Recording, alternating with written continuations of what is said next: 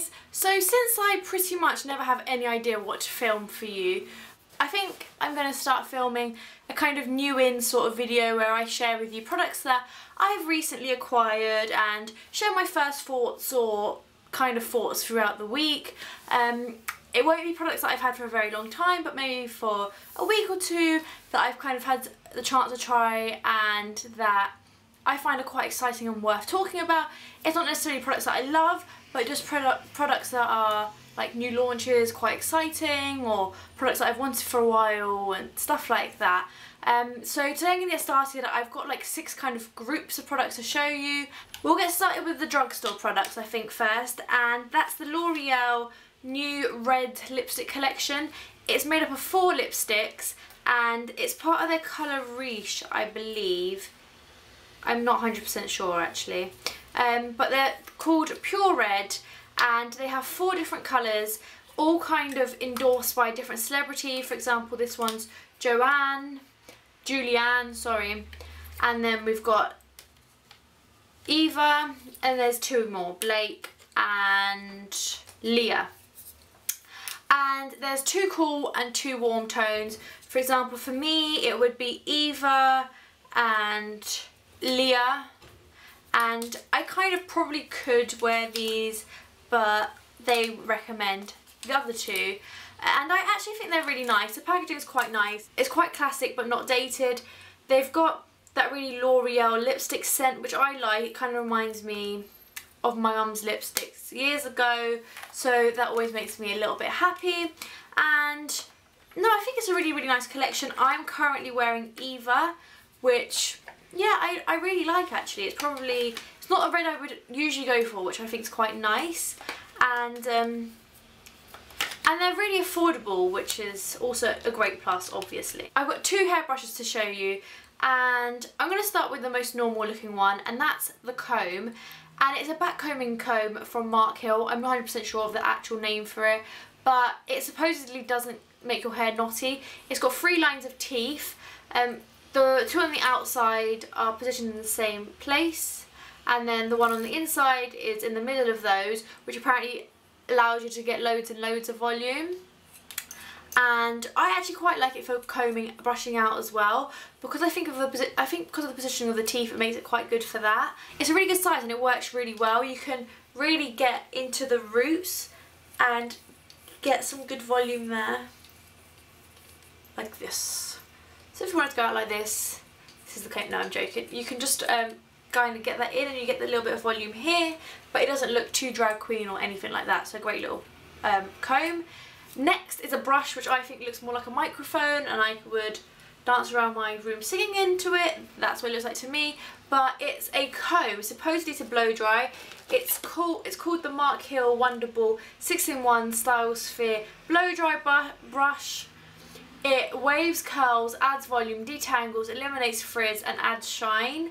And I've only really tried it to brush my hair, and because of the way all the teeth are positioned and because there's so many up top and stuff, you can really just brush through, and even though I've got really knotty hair, it doesn't actually get stuck, which is quite unusual. But I'm quite interested to see how you would blow dry with it and possibly get some curls as well. But it's quite an interesting brush. I've personally never seen anything like it, so I can't wait to give this a go. On to nails. I've got 2 new gel effects by Nails Inc. This has got the new packaging on it, so it's got the new logo. And last week I was wearing this one, which is Uptown, and it's a really beautiful colour, especially because I wasn't quite willing to give up my summer colours, but it wasn't like too summery. It was like the perfect transitional colour. But now I've gone for this one and I love it. It's just off black. It's like a very dark purple pretty much. I've got it on now. A little bit of chip wear, but other than that they last really long. They don't really chip or anything like that. They stay really shiny, and I think this is just a really beautiful chic colour, and I'm sure this will be one of my favourite for the autumn winter. Urban Decay have created a range inspired by Pulp Fiction, and in my opinion there's some great products and one that I'm not so impressed by. I'm going to start with the really good ones, and that's their lip products. So they've got a lipstick which is just a perfect autumn winter colour, quite a vampy red, but it isn't like too daring.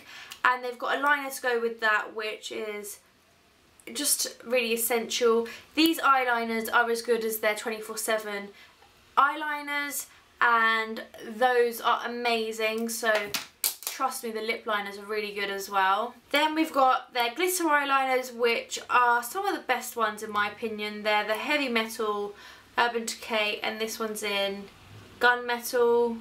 It's got like black and silver particles. I personally probably wouldn't wear this, but as far as glitter eyeliners go, it's a really nice, good one. For me, the product that kind of doesn't do quite as well is the Pulp Fiction Be Cool Honey Bunny palette. Just because I don't think it's that well made, and it's just not that exciting. The pans don't lie flat against the palette, which I think is a shame, and it makes it look a bit messy. And then the colours are not that exciting. We've got a dark matte brown, a medium brown, which is matte, and then a medium. Then we've got a champagne colour that's also matte, and then a slightly shimmery highlight, and a black, which I'm guessing you could use as an eyeliner. But just a little bit boring. These are kind of the sort of colours that I would love to see in a palette with a few more exciting ones in there, but on their own they're just not that exciting really. That said, the quality of the shadow of course is really, really nice. You wouldn't expect anything less from Urban Decay. Talking about brown eyeshadow palettes, for me the Estee Lauder Defiant Nude is a brown palette, but not a boring brown palette. They also have a few other ones in their autumn winter range, but this one is the brown one. The other ones have a few more colours in them, but if you kind of play it safe like I do, this is a beautiful, beautiful palette to have. You've got 3 matte shades, I believe they're matte, and 2 more sheeny, shimmery shades. I would go more with sheen than shimmer, and they're fairly pigmented as you need them to be, and they're just really beautiful because you can get more than just a really natural eye. The brown is fairly dark, you go for something quite smoky, but then you've also got the shimmery, sheeny kind of one wash colour if you need to, and they're just perfect to travel with and to have in your handbag, and it just looks nice as well, really beautifully made. My last product that I'm going to quickly touch on but I can't really review is the Estee Lauder Perfectionist Youth Infusing Makeup Foundation. Sadly, this colour isn't quite right for me. It's the colour Pebble. It's a bit pink for me.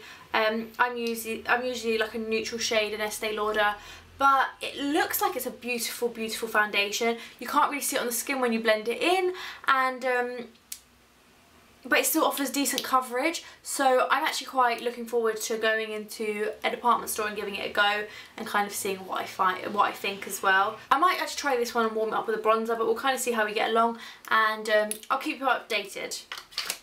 So let me know if there's anything that you'd particularly like a single review of on my blog, and what's kind of caught your eye the most. I think the most eye-catching has to be the brush, because it's not really like anything I've seen.